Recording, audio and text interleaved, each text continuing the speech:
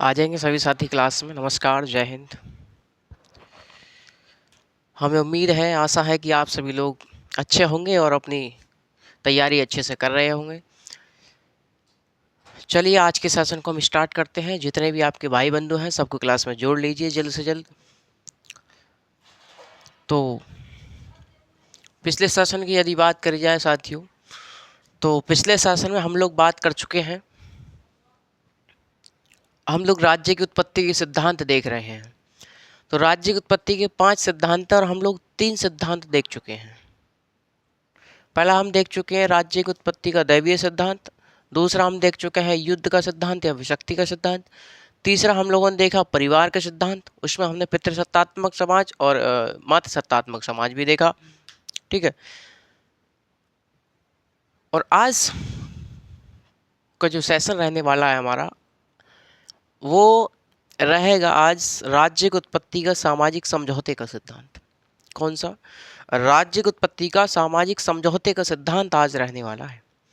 तो साथियों, ये जो राज्य की उत्पत्ति का सामाजिक समझौते का सिद्धांत है, ये लगभग लगभग कहा जाए तो एक आध साल छोड़ दिया जाए तो हर बार पेपर में पूछता है इसके लिए। ये हमेशा आपको परेशान करता है, चाहे टीजीटी का एग्ज़ाम हो, चाहे पीजीटी का हो, चाहे आपका यूजीसी, जीआईसी, एलटी ग्रेड कुछ भी एग्ज़ाम हो, जहाँ राजनीतिक सिद्धांत आएगा वहाँ आपको ये सिद्धांत परेशान करेगा। तो इसलिए सही से ढंग से समझिएगा, क्योंकि देखो जो भी मैं पढ़ाता हूँ आपको समझ में, मतलब दिमाग में उतर ही जाता है, आपको पता ही है। बस इतना है कि गौर से और ध्यान लगा करके सुनते रहिएगा। और ऐसा नहीं है कि प्रवचन की तरह हम सुनते जा रहे हैं, लेकिन प्रवचन की तरह भी हमें नहीं सुनना है। क्या करना है हमें? क्लास लेते समय हमें कॉपी और पेन लेकर के बैठना है और हमें बाकायदा जैसे हम लिख रहे हैं बोर्ड पे वैसे ही आपको लिखते हुए चलना है, ताकि समय आने पर हम उसका रिवीजन भी कर सकें। अब ऐसा तो नहीं हो पाता कि भाई हम लगातार वीडियो देखते रहें, क्योंकि प्रवचन की तरह सुनने वाली चीज़ नहीं है। जब तक हमारे दिमाग में कॉन्सेप्ट नहीं आएगा तब तक हम नहीं लिख सकते।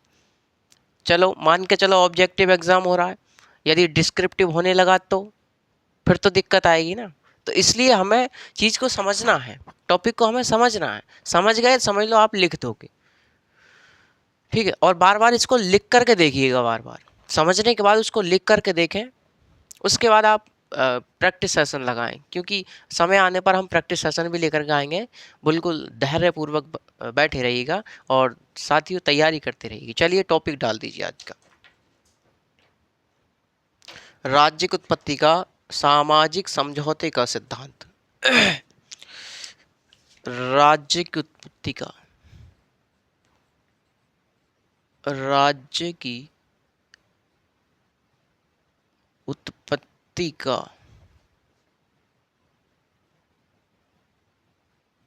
सामाजिक समझौते का सिद्धांत।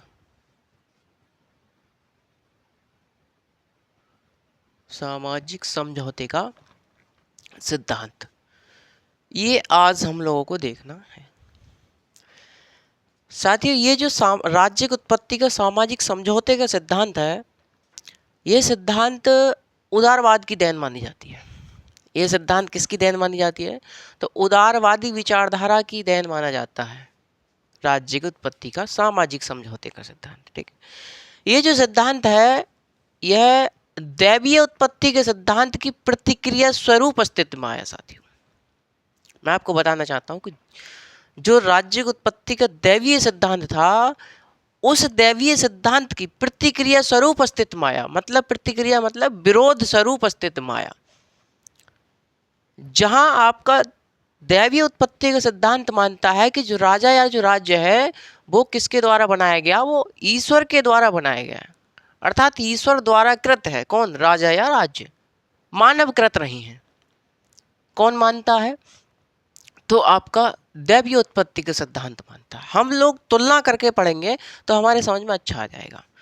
वही जो हमारा सामाजिक समझौते का सिद्धांत है, ये क्या मानता है? ये मानता है कि राजा या राज्य को किसी ईश्वर द्वारा नहीं बनाया गया, बल्कि व्यक्तियों ने आपसी समझौता या सहमति से ही क्या बनाया? राज्य या सरकार को बनाया या राजा को बनाया। तो सामाजिक समझौते सिद्धांत मानता है कि व्यक्तियों ने आपस में समझौता करके, सहमति करके राजा या सरकार को या राज्य को बनाया। जब राजा या राज्य को व्यक्तियों ने आपस में सहमति करके बनाया, यानी कि कहा जाए तो राजा या राज्य क्या है, मानवकृत है, ईश्वरकृत नहीं है। किस सिद्धांत के अनुसार? सामाजिक समझौते के सिद्धांत के अनुसार। मैंने आपको बताया कि जब राजा या राज्य को किसने बनाया है, तो व्यक्तियों ने आपस में सहमति से बनाया है। तो कहीं ना कहीं कहा जाए तो जो राजा या राज्य होगा वो व्यक्तियों के लिए कार्य करेगा, यानी कि जो व्यक्ति कहेंगे वही कार्य राजा या राज्य करेगा, क्योंकि व्यक्तियों ने आपस में सहमति करके बनाया है। इसीलिए जो सामाजिक समझौते के सिद्धांत के परिणाम स्वरूप जो राजा या राज्य अस्तित्व में आया, इसे कृत्रिम संस्था माना गया। क्या माना गया? यानी कि सामाजिक समझौते के सिद्धांत के अनुसार राजा या राज्य क्या है, एक कृत्रिम संस्था है, क्योंकि इसे मानव ने बनाया है, क्योंकि इसे मानव ने बनाया है। और जो मानव, जो व्यक्ति कार्यों को कहेगा वही कार्य राजा या राज्य करेगा। इसीलिए यह एक यंत्र की भांति कार्य करेगा। कैसी भांति? यंत्र की भांति कार्य करेगा। और यंत्र जो होता है किसी ना किसी उद्देश्य के लिए बनाया जाता है। जैसे ये क्या है, ये मार्कर है हमारा, ये मार्कर है, ये यंत्र है। ये किस उद्देश्य के लिए बनाया गया है? ये बनाया गया है साथियों किस लिए? ताकि हम व्हाइट बोर्ड पर लिख सकें और आपको दिख सके। तो इसका एक उद्देश्य है। उसी प्रकार से व्यक्तियों ने आपस में सहमति करके क्या बनाया, एक राज्य या राजा को बनाया, और उसका कार्य है व्यक्तियों की सुरक्षा करना, व्यक्तियों के हित के लिए कार्य करना, लोक कल्याणकारी कार्य करना। इसीलिए जो राजा या जो राज्य है वो एक यंत्र की भांति कार्य करेगा। इसीलिए साथियों सामाजिक समझौते के सिद्धांत को हम यांत्रिकी सिद्धांत के नाम से भी जानते हैं। किसके सिद्धांत से?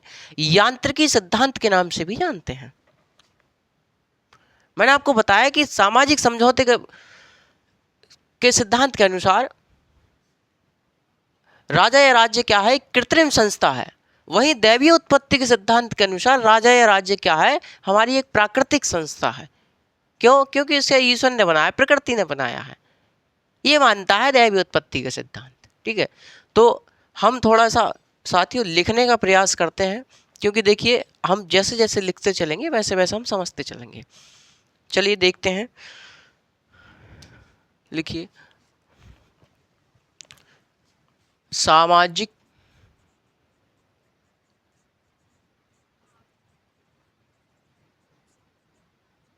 समझौते का सिद्धांत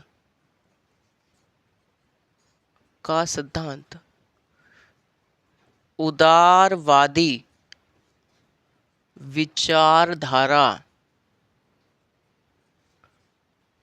की देन मानी जाती है। उदारवादी विचारधारा की देन मानी जाती है। राज्य की उत्पत्ति का सामाजिक समझौते का सिद्धांत, लिखिए, राज्य की उत्पत्ति का सामाजिक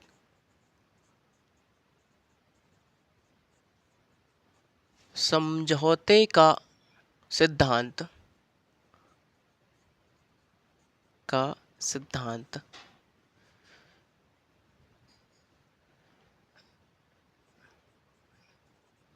राज्य की उत्पत्ति के दैवीय सिद्धांत की प्रतिक्रिया स्वरूप अस्तित्व में आया। प्रतिक्रिया स्वरूप अस्तित्व में आया। तो राज्य की उत्पत्ति का जो सामाजिक समझौते का सिद्धांत है वो दैवीय उत्पत्ति के सिद्धांत की प्रतिक्रिया स्वरूप अस्तित्व में आया, यानी कि इसके विरोध स्वरूप अस्तित्व में आया। लिखिए, जहां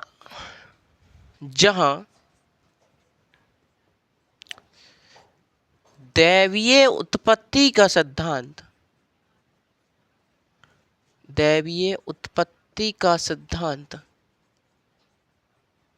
सिद्धांत यह मानता है कि राजा या राज्य की उत्पत्ति ईश्वर द्वारा हुई है, वहीं सामाजिक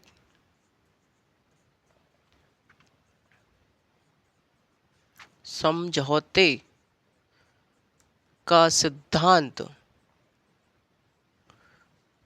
मानता है कि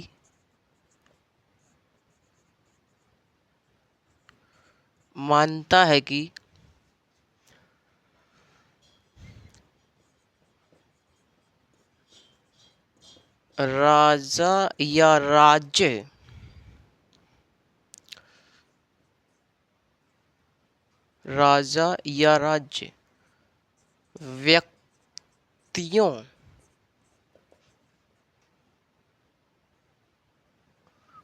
व्यक्तियों ने आपसी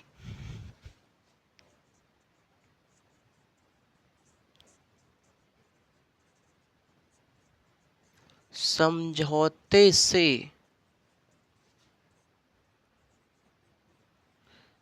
बनाया है।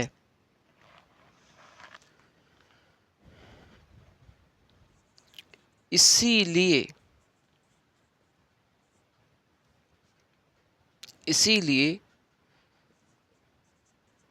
राजा या राज्य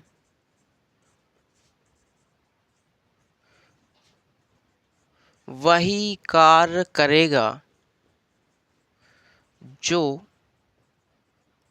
व्यक्ति चाहेंगे।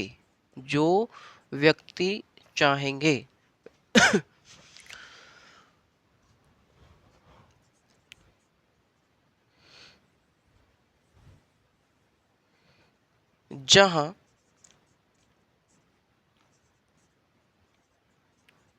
दैवीय उत्पत्ति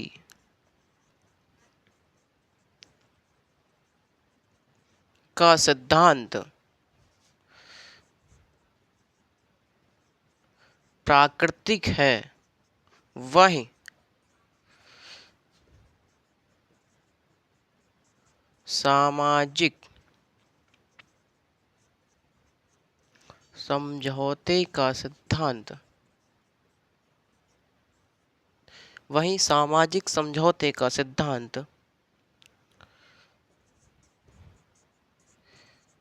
कृत्रिम संस्था है। वहीं सामाजिक समझौते का सिद्धांत क्या है?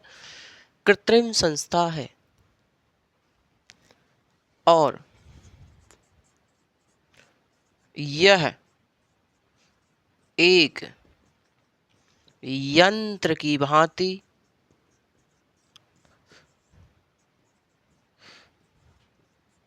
कार्य करेगा। और यह कैसी भांति कार्य करेगा? तो यह यंत्र की भांति कार्य करेगा। इसीलिए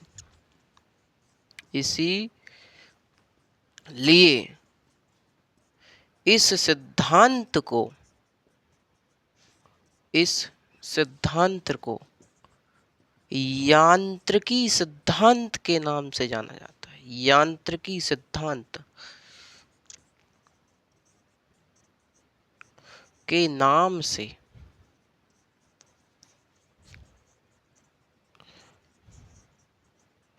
जाना जाता है।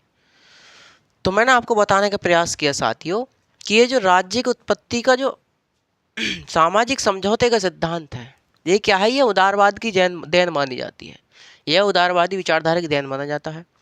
दूसरी बात मैंने आपको बताई कि यह जो सिद्धांत है सामाजिक समझौते का सिद्धांत, यह दैवीय राज्य की उत्पत्ति के दैवीय सिद्धांत की प्रतिक्रिया स्वरूप अस्तित्व आया। जहां दैवीय राज्य की उत्पत्ति का दैवीय सिद्धांत मानता है कि जो राजा या जो राज्य है वो ईश्वर कृत है, मानव कृत नहीं है। यानी कि राजा या राज्य का जो निर्माण किया गया है, जो उत्पत्ति हुई है, वो ईश्वर के द्वारा की गई है। इसीलिए यानी कि जो दैवीय उत्पत्ति का सिद्धांत है वो राजा या राज्य को कैसी संस्था मानता है, तो प्राकृतिक संस्था मानता है। वही जो सामाजिक समझौते के सिद्धांत है यह मानता है कि किसी राजा या राज्य की जो उत्पत्ति हुई है वो किसी ईश्वर द्वारा नहीं की गई, बल्कि व्यक्तियों ने आपस में सहमति या समझौता करके एक राजा या राज्य को बनाया है।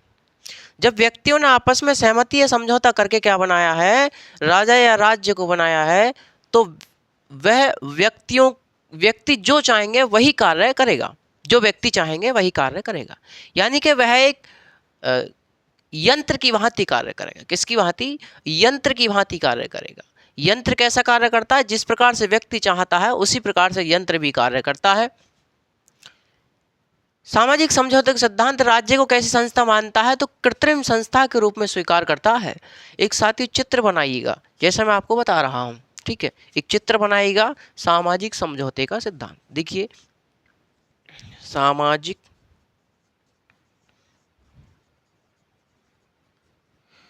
समझौते का सिद्धांत, सामाजिक समझौते का सिद्धांत। ये इधर इसका चित्र बन जाएगा और इधर इसका हम चित्र बना देंगे दैवीय उत्पत्ति का सिद्धांत। दैवीय उत्पत्ति का सिद्धांत। देखिए साथियों, बिल्कुल आनंद आने वाला है, बिल्कुल टेंशन नहीं लीजिएगा, ऐसे समझा देंगे बेहतरीन तरीका से। जो यूट्यूब के इतिहास में आज तक किसी ने नहीं समझाया, हम ऐसे समझा देते हैं, आप जानते ही होंगे, क्योंकि यही तो स्किल होता है। क्योंकि देखिए, एक हर व्यक्ति में अपना एक हुनर पाया जाता है, ठीक है। तो देखिए, पहले हम देखते हैं कि दैवीय उत्पत्ति का सिद्धांत क्या मानता है। दैवीय उत्पत्ति का सिद्धांत कहता है कि भैया जो राजा है, जो राजा या जो राज्य है, उसकी उत्पत्ति कैसे हुई है, उसकी जो उत्पत्ति हुई है वो किसके द्वारा हुई है, वो ईश्वर के द्वारा हुई है। वो किसके द्वारा हुई है? ईश्वर के द्वारा हुई है। इसीलिए ये क्या है, एक प्राकृतिक संस्था है। क्या है? एक प्राकृतिक संस्था है, क्योंकि इसकी उत्पत्ति किसने की है? प्रकृति द्वारा की गई है, ईश्वर के द्वारा की गई है। इसलिए क्या है? दैवीय प्राकृतिक संस्था है। वहीं देखिए जरा, इधर देखें, सामाजिक समझौते का सिद्धांत क्या मानता है कि व्यक्तियों ने आपस में सहमति करके क्या बनाया? एक राजा या राजा का गठन किया। जैसे ये व्यक्ति हैं, इन व्यक्तियों ने आपस में सहमति करके क्या बनाया? एक राजा या राज्य का गठन किया। ये व्यक्ति हैं, एक भाई साहब, ये व्यक्ति हैं, ये व्यक्ति हैं, ये भी हैं, ये भी हैं भाई साहब। इन्होंने क्या किया? इन्होंने आपस में सहमति की। इन्होंने आपस में सहमति की। क्या कहा इन्होंने कहा कि जिस प्रकार से मैं अपने अधिकार और शक्तियां किसी एक व्यक्ति या एक संस्था में सौंप रहा हूं, उसी प्रकार से तुम भी अपने अधिकार और शक्तियां एक व्यक्ति या संस्था में सौंप दो। तो क्या बन गया? ये राजा या राज्य का गठन किया गया। देखिए, ये चित्र बनाइएगा साथियों, ठीक है। तो ये क्या बन गया हमारा? ये राजा या राज्य का गठन हुआ। ये क्या हो गया हमारा? राजा या राज्य का हमारा गठन हुआ। तो सामाजिक समझौते में क्या हुआ कि जो हमारे प्राकृतिक अवस्था में रहने वाले लोग थे, इन लोगों ने आपस में समझौता किया और समझौते का परिणाम स्वरूप क्या हुआ? राजा या राज्य का गठन हुआ। इन्होंने क्या किया? इन्होंने भाई साहब एक समझौता किया। इन्होंने क्या किया? इन्होंने समझौता किया। जब मैं आपको हॉब्स, लॉक और रूसो पढ़ा रहा था तो उस समय हमारी चर्चा हुई थी सामाजिक समझौते के सिद्धांत में, है ना। तो ये जब ये मानवकृत है, ये क्या है? ये मानव द्वारा बनाया गया है, इसलिए हम इसे कृत्रिम संस्था के रूप में मानते हैं। इसे हम क्या मानते हैं? इसे हम कृत्रिम संस्था के रूप में मानते हैं। किसको? सामाजिक समझौते के सिद्धांत को, ठीक है। और हम आपको बता दें भाई साहब कि ये कृत्रिम संस्था के रूप में हम इसे मानते हैं। प्लस दूसरी बात, ये क्या है? ये एक यंत्र की भांति कार्य करता है। यंत्र की भांति कार्य करेगा। ये क्या करेगा, यह इन यंत्र की भांति कार्य करेगा, अर्थात जिस प्रकार से व्यक्ति या लोग चाहेंगे उसी प्रकार से ये कार्य करेगा। क्योंकि व्यक्तियों ने आपस में सहमति करके समझौता करके क्या बनाया है, एक किसका गठन किया है, एक राज्य सरकार का गठन किया है। यदि इस सिद्धांत की बात करी जा सकती है तो इस सिद्धांत ने सहमति शब्द का प्रयोग करके, सहमति शब्द का प्रयोग करके लोकतंत्र की नींव डाल दी। इस सिद्धांत ने सहमति शब्द का प्रयोग करके किसकी नींव डाल दी, तो लोकतंत्र की नींव डाल दी। सामाजिक समझौते के सिद्धांत का मुख्य उद्देश्य क्या होता है साथियों, यदि बात करी जाए तो सामाजिक समझौते के सिद्धांत का मुख्य उद्देश्य क्या होता है, तो राजनीतिक दायित्वों की व्याख्या करना इसका उद्देश्य माना जाता है, इसका उद्देश्य माना जाता है। ये साथियों आप बनाइएगा, चित्र बनाइएगा बेहतरीन तरीका से, ठीक है ना।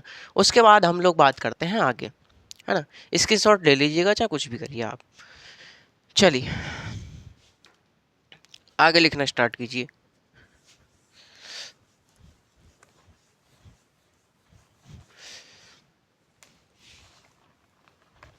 साथियों धैर्य बना करके पढ़ते रहिएगा। देखिए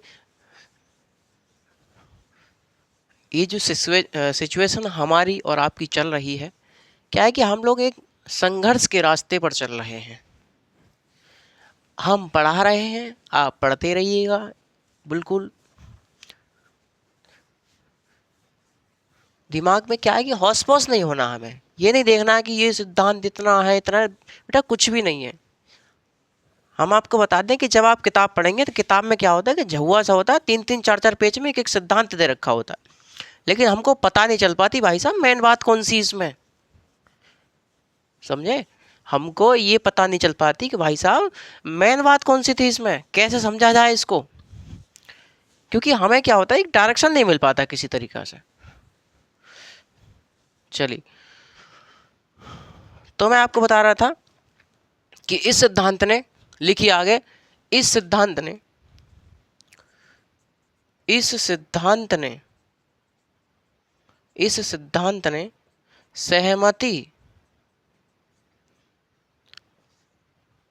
सहमति शब्द का प्रयोग करके, सहमति शब्द का प्रयोग करके लोकतंत्र की नींव डाली, लोकतंत्र की नींव डाली। सामाजिक समझौते के सिद्धांत का मुख्य उद्देश्य क्या होता है, लिखिए, सामाजिक समझौते के सिद्धांत का मुख्य उद्देश्य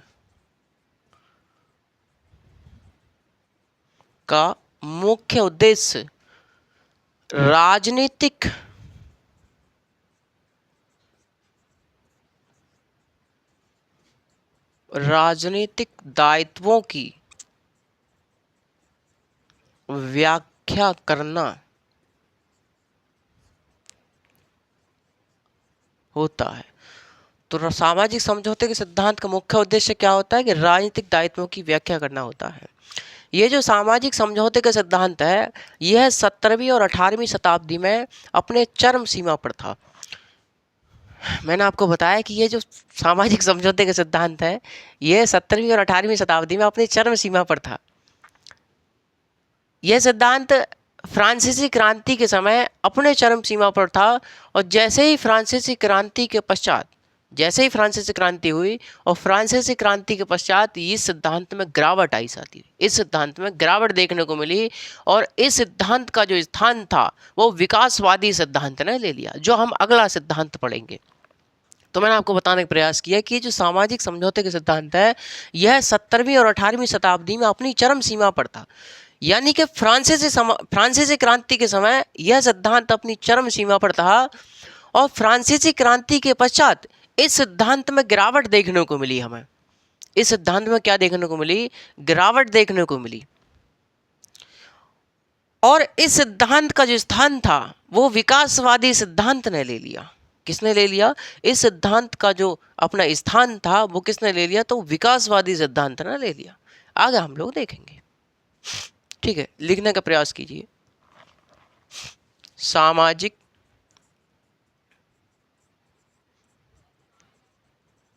समझौते का सिद्धांत 17वीं और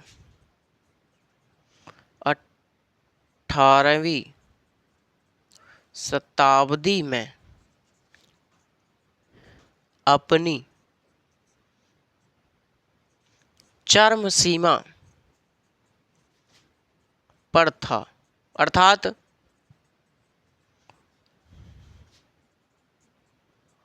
फ्रांसीसी क्रांति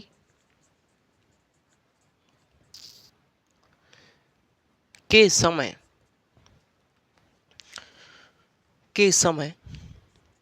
यह सिद्धांत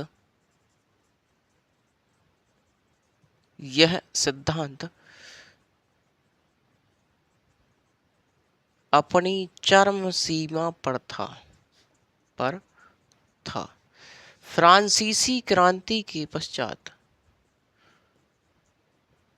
1789 के पश्चात इस सिद्धांत में गिरावट देखने को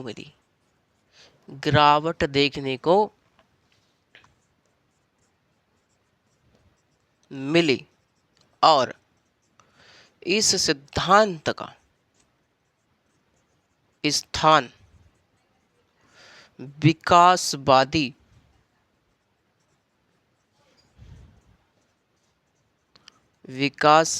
सिद्धांत ने ले लिया।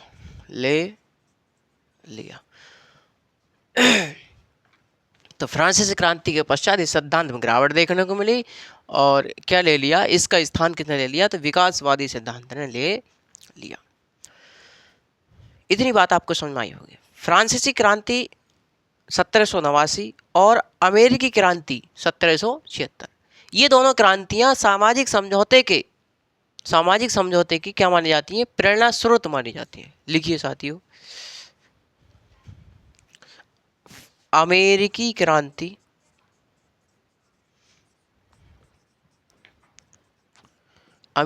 कब हुई, 1776, और फ्रांसीसी क्रांति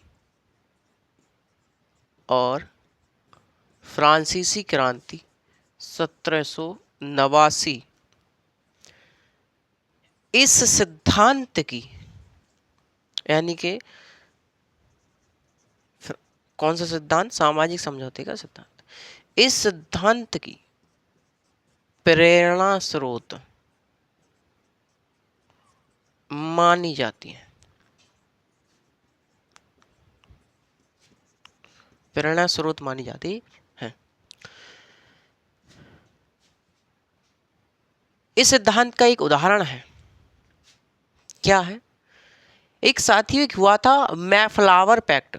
कौन सा पैक्ट, मैफ्लावर पैक्ट हुआ था एक कब हुआ था, तो ये हुआ था 11 नवंबर 1620 ईस्वी में।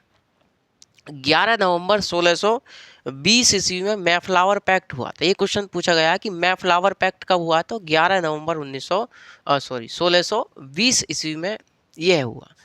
ये क्या था कि मैफ्लावर नाम का एक जहाज था।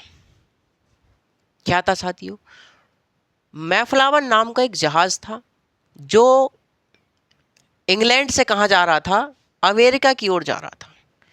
इंग्लैंड से अमेरिका की ओर जा रहा था मैफ्लावर नाम का जहाज। इस जहाज में जो यात्री जा रहे थे, जो यात्रीगण जा रहे थे, उन्होंने रास्ते में एक समझौता किया।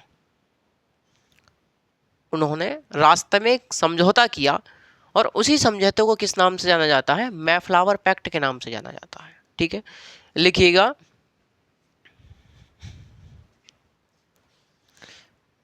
यहां पर लिख लीजिएगा, 11 नवंबर 1620 ईस्वी को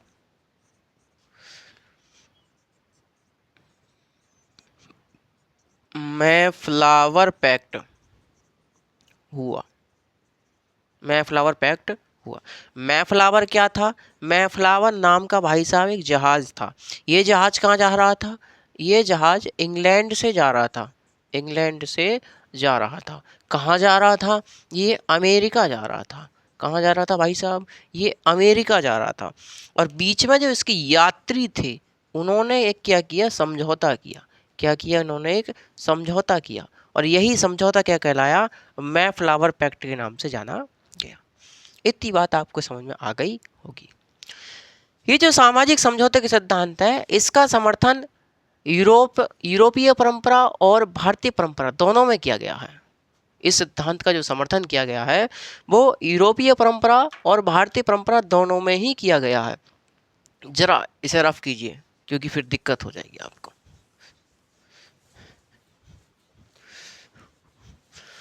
तो ये जो सामाजिक समझौते का सिद्धांत है इसका समर्थन यूरोप में भी किया गया और भारत में भी किया गया, यानी कि भारतीय परंपरा में भी किया गया।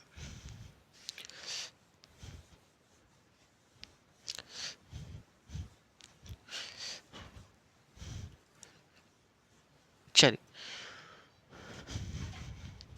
ये जो हमारा सामाजिक समझौते का सिद्धांत है, लिखिए साथियों, सामाजिक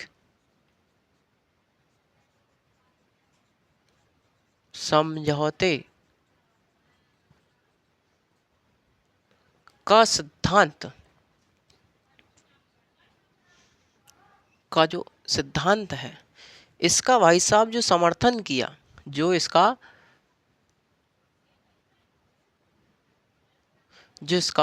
समर्थन किया गया वो कहाँ कहाँ किया गया? वो भारत तथा यूरोप दोनों में किया गया। भारत तथा यूरोप दोनों में किया गया। दोनों में किया गया। तो इसका सिद्धांत का जो समर्थन किया गया वो भारत तथा यूरोप दोनों ही परंपराओं में किया गया। एक है भारतीय राजनीतिक विचारक कौटिल्य। तो भारतीय राजनीतिक चिंतन के जनक, लिखिए, भारतीय राजनीतिक चिंतन के जनक कौटिल्य ने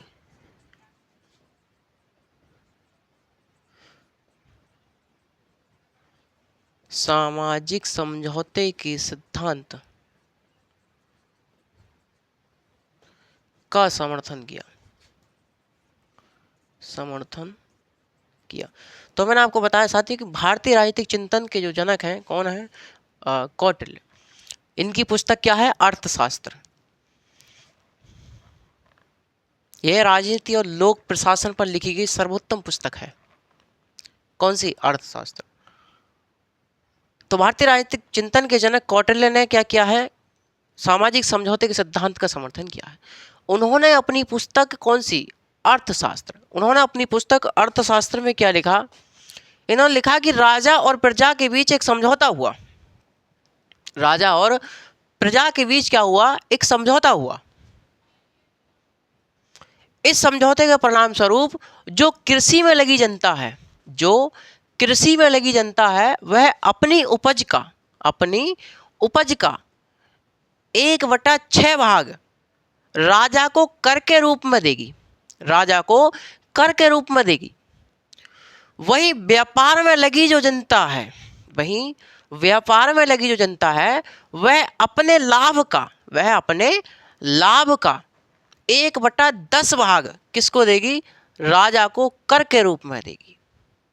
तो यह राजा और प्रजा के बीच में क्या हुआ? समझौता हुआ। यही साथियों क्वेश्चन आपसे पूछ सकता है कि पूछा भी गया है कि कौटिल्य जो थे, कौटिल्य ने राज्य की उत्पत्ति के किस समझौते पर राज्य की उत्पत्ति के किस सिद्धांत पर का समर्थन किया या फिर विश्वास किया? तो सामाजिक समझौते के सिद्धांत का क्या इन्होंने समर्थन किया कौटिल्य से पहले देखा जाए तो कौन थे? मनु थे भारतीय राजनीति में। तो मनु जो थे, इन्होंने राजनीति का अध्ययन कम किया, बल्कि समाज का अध्ययन इन्होंने ज़्यादा किया। इसलिए इन्हें राजनीतिक शास्त्री कम, बल्कि समाज शास्त्री ज़्यादा कहा जाता है। किसको? मनु को। मनु जो थे, मनु ने दैवीय उत्पत्ति के सिद्धांत का समर्थन किया। तो ये भी क्वेश्चन पूछा गया है कि मनु जो थे, मनु राज्य की उत्पत्ति के किस सिद्धांत के समर्थक थे? तो दैवीय उत्पत्ति के सिद्धांत के समर्थक थे। वही जो हमारे कौटिल्य थे, कौटिल्य को सामाजिक समझौते के सिद्धांत का समर्थक कहा जाता है। जिन्होंने सामाजिक समझौते के सिद्धांत का समर्थन किया, किसने? कौटिल्य ने। चलिए लिखिए इसको जरा। कौटिल्य ने अपनी पुस्तक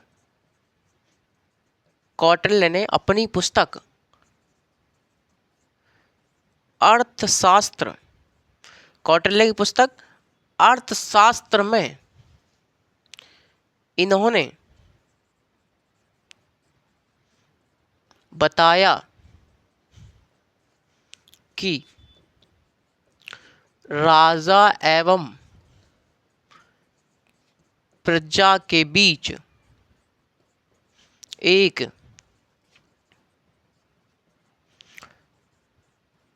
समझौता हुआ। इस समझौते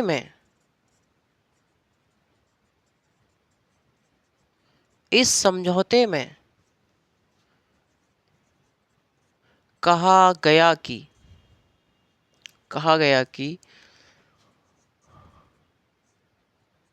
कृषि में लगी हुई जनता अपनी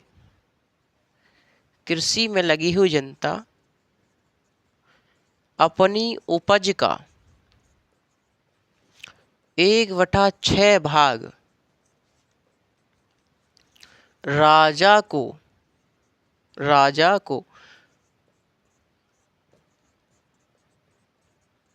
कर के रूप में देगी। वहीं व्यापार में लगी हुई जनता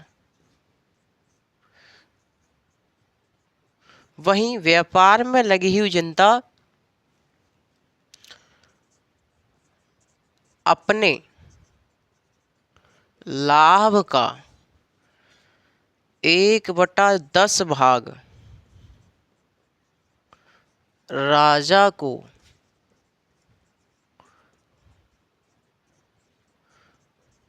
कर के रूप में देगी। तो मैंने आपको बताया कि भारतीय और यूरोप दोनों में क्या है, ये सिद्धांत जो है वो विद्यमान है, यानी इस सिद्धांत का समर्थन किया गया है। मैंने आपको बताया कि भारतीय राजनीतिक चिंतन के जो जनक हैं वो कौन है? कौटिल्य। मैंने आपको यही बताया कि मनु कौन से सिद्धांत के समर्थक थे? तो वो दैवीय उत्पत्ति के सिद्धांत के समर्थक थे। वही जो हमारे कौटिल्य थे भाई साहब, कौटिल्य हमारे राज्य की उत्पत्ति के सामाजिक समझौते के सिद्धांत के समर्थक थे। मैंने आपको बताने का प्रयास किया कि भारतीय में क्या था, भारतीयों में कौटिल्य थे। तो कौटिल्य कैसे सिद्धांत के समर्थक थे? तो सामाजिक समझौते के सिद्धांत के समर्थक थे। इन्होंने बताया अपनी पुस्तक अर्थशास्त्र में, इन्होंने लिखा कि राजा और प्रजा के बीच एक समझौता हुआ। इनके मध्यम क्या हुआ? एक समझौता हुआ। इस समझौते में शर्त रखी गई। इस समझौते में क्या शर्त रखी गई? इस समझौते में शर्त रखी गई कि जो कृषि में लगी जनता है, वह अपनी उपज का, मतलब अपने उत्पादन का 1/6 भाग राजा को कर के रूप में सौंपेगी। वहीं जो हमारी व्यापार में लगी जनता है, व्यापार में लगी जनता अपने लाभ का, भाई जब लाभ होगा तभी तो टैक्स देगा व्यापारी आदमी, तो अपने व्यापार में जो उसका जो लाभ होगा, यानी कि अपने लाभ का, व्यापार में लगी जनता अपने लाभ का 1/10 भाग राजा को कर के रूप में देगी। ये बात हमारे भारतीयों में थी। तो भारतीयों में किसने समर्थन किया था? कौटिल्य ने समर्थन किया। वहीं यूरोप की बात करी जाए तो यूरोप में साथियों मैंने आपको बताया था, जब मैं आपको राजनीतिक चिंतन का उदय पढ़ा रहा था, पहली क्लास थी मेरी, उस दिन मैंने आपको बताया कि जो हमारी सोफिस्ट विचारधारा थी, यूनान में कौन सी विचारधारा थी, यूनान में हमारी एक सोफिस्ट विचारधारा थी। चलिए यूनान में क्या थी बाद में लिखेंगे। यूनान में क्या थी, एक सोफिस्ट विचारधारा थी।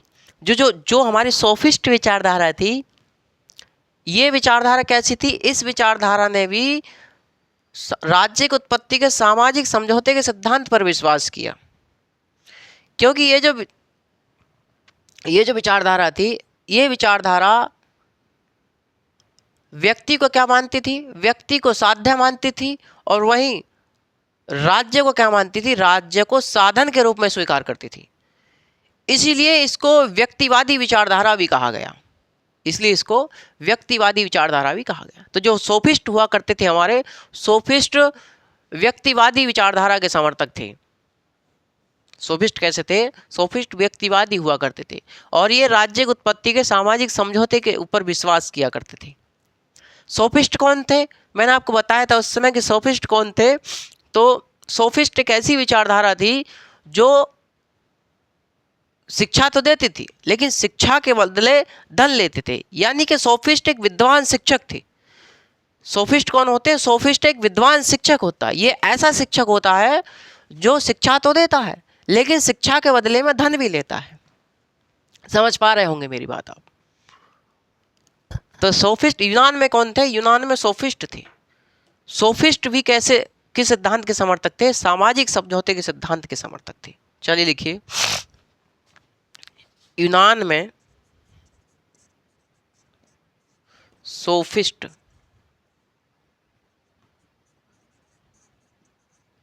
विचारधारा, यूनान में सोफिस्ट विचारधारा भी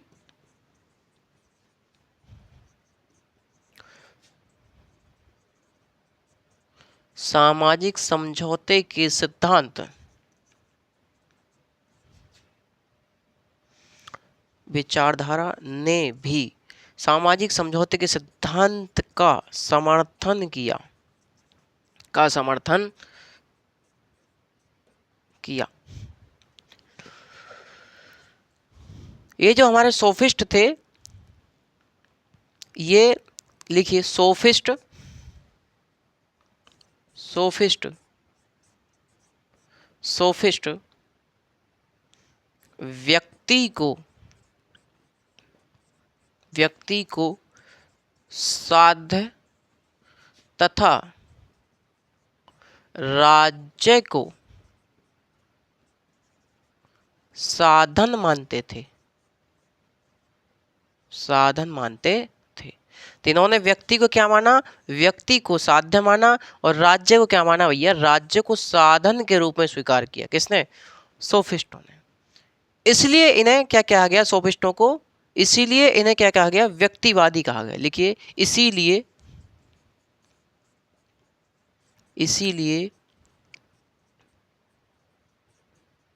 सोफिस्टों को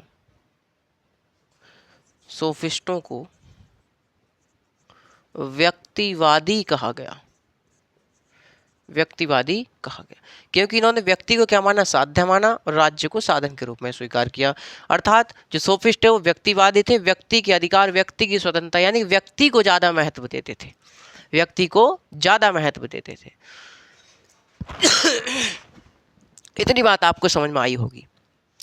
यदि बात करी जाए साथियों सामाजिक समझौते के सिद्धांत में, हम लोग देखें कि आधुनिक काल में सामाजिक समझौते के सिद्धांत के प्रतिपादन करने वाले कौन थे, यानी कि जो वैज्ञानिक प्रतिपादन किया आधुनिक काल में।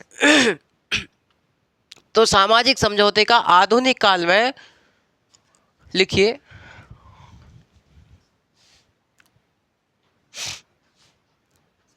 आधुनिक काल में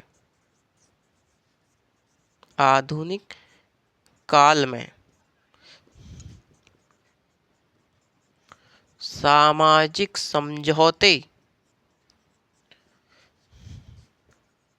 का वैज्ञानिक प्रतिपादन करने वाले रिचर्ड हुकर थे। कौन थे? रिचर्ड हुकर थे। तो कहा जाए तो आधुनिक काल में सामाजिक समझौते का प्रतिपादन वैज्ञानिक प्रतिपादन किसने किया? तो रिचर्ड हुकर ने किया। इसके समर्थकों की यदि बात करी जाए तो समर्थन किसने किया? समर्थन जैसे पुंडे फोर्ट हैं, जैसे यदि समर्थक की बात करी जाए, समर्थक कौन थे आधुनिक काल में? जैसे पुंडे फोर्ट है, पुंडे फोर्ट है, पुंडे फोर्ट है। स्पिनोजा है। कौन है? स्पिनोजा है। ग्रोसियस है। स्पिनोजा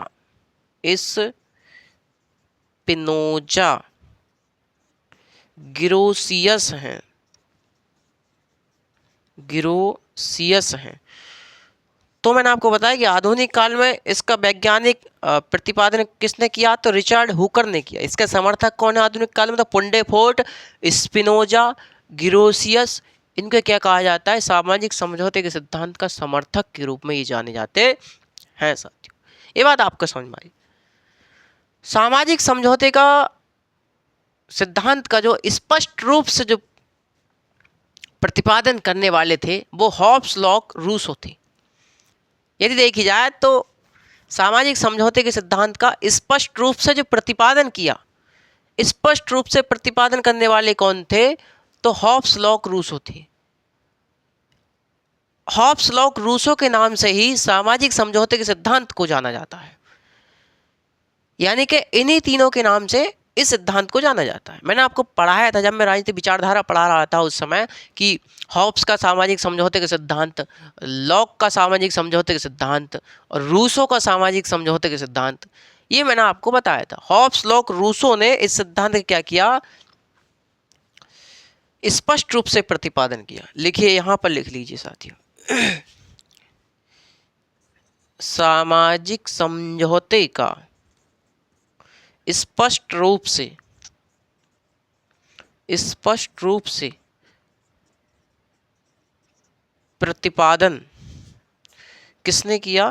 तो स्पष्ट रूप से प्रतिपादन हॉब्स, लॉक तथा रूसो ने किया।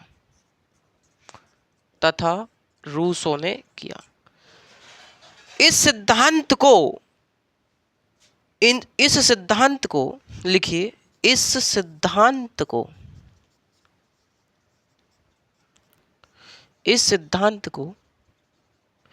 इन्हीं के नाम से जाना जाता है।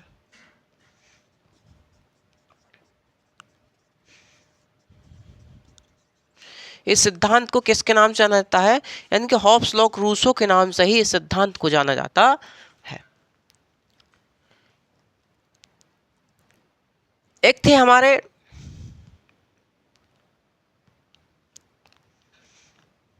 John Rawls. आप जानते होंगे जॉन रॉल्स के बारे में। रॉल्स ने अपना न्याय सिद्धांत दिया था, आगे हम पढ़ाएंगे इसी श्रृंखला में। तो जॉन रॉल्स ने अपने क्या दिया था? न्याय का सिद्धांत दिया था। 20वीं शताब्दी में जॉन रॉल्स जो थे अपने न्याय के क्षेत्र में सामाजिक समझौते के सिद्धांत का इन्होंने समर्थन किया है। तो 20वीं शताब्दी में जॉन रॉल्स ने अपने न्याय के क्षेत्र में सामाजिक समझौते के सिद्धांत का प्रतिपादन किया है साथियों। जरा इसे हम रफ कर दे रहे हैं, उसके बाद हम लोग देखते हैं साथियों, ठीक है। क्लास आज लंबी जा रही है, लेकिन आप लोग बिल्कुल भी चिंता नहीं कीजिएगा। आप जानते हैं कि देखिए टॉपिक के ऊपर बात होती है। कोई टॉपिक छोटा होता है, कोई टॉपिक हमारा बड़ा होता है। किसी में आधे घंटे का समय लगता है, किसी में 40 मिनट का समय लगता है, किसी में 50 मिनट का समय लगता है, किसी में भाई साहब 1.25 घंटे का समय लगता है। समझ रहे हैं मेरी बात आप? ठीक है। तो समय की बात है, टॉपिक के ऊपर बात होती है कि कितनी देर में ये समाप्त हो जाएगा। बड़ा टॉपिक है तो समय लगता है। अब इसी को हम सामाजिक समझौते के सिद्धांत को देखें तो भाई साहब कम से कम ये 10-12 पेज में होगा, किसी किताब में देखेंगे। कोई भी किताब उठा कर देख लीजिए आप। किताब पढ़ने में जब अच्छा आनंद आता है जब हम लोग थोड़ी बहुत जानकारी होती है इस विषय में। चलिए, 20वीं शताब्दी में जॉन रॉल्स ने, लिखिए 20वीं शताब्दी में, 20वीं शताब्दी में जॉन रॉल्स ने अपने न्याय के क्षेत्र में,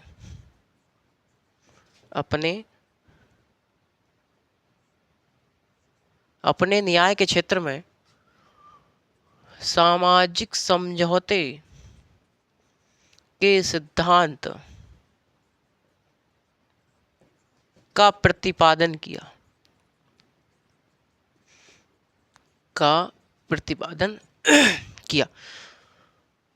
इतनी बात आपको समझ में आई होगी साथियों, ठीक है। तो सामाजिक समझौते का जो सिद्धांत है, सामाजिक समझौते के सिद्धांत के अनुसार, सामाजिक समझौते के सिद्धांत क्या मानता है? सामाजिक समझौते के सिद्धांत व्यक्ति को क्या मानता है? तो साध्य के रूप में स्वीकार करता है। वहीं राज्य को क्या मानता है? राज्य को साधन के रूप में स्वीकार करता है। और ऐसा कहते ही सामाजिक समझौते के सिद्धांत ने क्या कर दिया? व्यक्तिवाद की नींव डाल दी। तो व्यक्तिवाद की नींव कौन डालता है? सामाजिक समझौते के सिद्धांत डालता है। क्यों? क्योंकि जो सामाजिक समझौते के सिद्धांत है वो व्यक्ति को साध्य के रूप में स्वीकार करता है और राज्य को साधन के रूप में स्वीकार करता है। यानी कि व्यक्तिवादी यह सिद्धांत माना जाता है ना। व्यक्तिवादी या फिर उदारवादी के रूप में इस सिद्धांत को जाना जाता है। मैंने आपको पहले ही बताया। चलिए, तो लिखिए सामाजिक समझौते के सिद्धांत,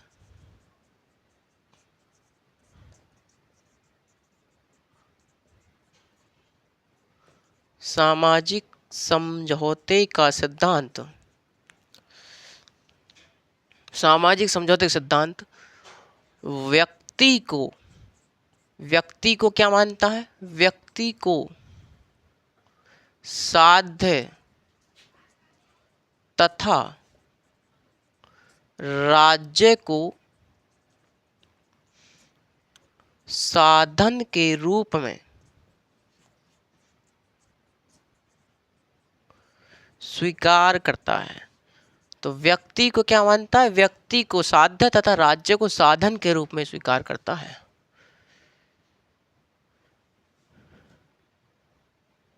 इस सिद्धांत ने ऐसा करके व्यक्तिवाद की नींव डाल दी। इस सिद्धांत ने ऐसा करके क्या कर दिया? व्यक्तिवाद की नींव डाल दी। इतनी बात आपको समझ में आई होगी साथियों। लेकिन आगे चल करके देखा जाए तो इस सिद्धांत की भाई साहब काफी आलोचनाएं भी हुई। इस सिद्धांत की आलोचनाएं हुई कि क्या है, ये अनैतिक है, अनैतिहासिक है, ये कि इसका इतिहास से कोई पता ही नहीं चला। आज तक ये सिद्धांत कब अस्तित्व में आया, आज तक इस सिद्धांत का पता ही नहीं चला। किसी ने इसे कपोल कल्पना बताया, किसी ने इसे अनैतिक बताया, किसी ने इसे सरासर झूठा बताया। तो तमाम इसकी आलोचनाएं हुई, इसकी आलोचनाएं भी काफी हुई साथियों। तो आलोचकों में जैसे बात करी जाए तो सबसे पहले आते हैं हेनरी मैन। यहां लिखिए इस सिद्धांत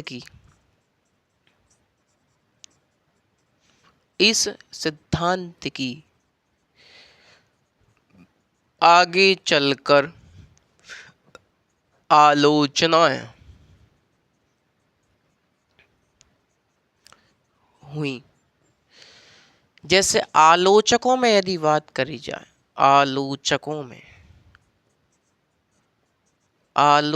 में बात करी जाए तो आलोचक में पहला नाम किसका आता है? तो हेनरी मैन का पहला नाम आता है। किसका नाम आता है? हेनरी मैन का पहला नाम आता है। हेनरी मैन क्या कहते हैं?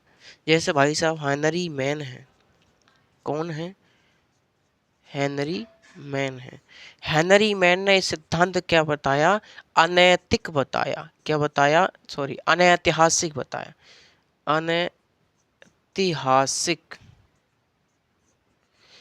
अनैतिहासिक बताया। इसको क्या बताया? अनैतिक, अनैतिहासिक बताया। किसने? हेनरी मैन ने। दूसरा नाम जो हमारा आता है, दूसरा नाम आता है फुलजे का। किसका नाम आता है? फुलजे। फुलजे ने इसे सरासर झूठा बताया। फुलजे ने क्या बताया? इसे सरासर झूठा बताया। क्या है? फुलजे। फुलजे। तो फुलजे ने क्या बताया? इसे सरासर झूठा बताया। सरासर झूठा बताया। किसने? तो फुलजे ने इसको सरासर झूठा बताया। अगला नाम आता है हमारा, अगला नाम किसका आता है? तो ग्रीन है अपने। कौन है? ग्रीन है।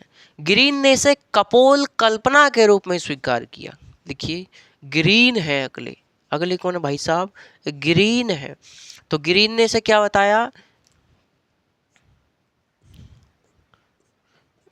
ग्रीन ने इस सिद्धांत को, इस सिद्धांत को एक कपोल कल्पना के रूप में स्वीकार किया। तो ग्रीन ने इसे कपोल कल्पना के रूप में स्वीकार किया कि क्या ये एक कल्पना ही है, एक आदर्श में है, व्यवहार में इसका कोई मतलब नहीं है। तो इसे कपोल कल्पना कहा कि व्यवहार से इसका कोई मतलब नहीं है, ऐसी विचारों में ही है ना। अगले आते हैं हमारे वेंथम। तो वेंथम ने इसका विरोध इसलिए किया है क्योंकि यह प्राकृतिक अधिकारों के सिद्धांत पर आधारित है। लिखिए, वेंथम। वेंथम, वेंथम ने, वेंथम ने इसे इसलिए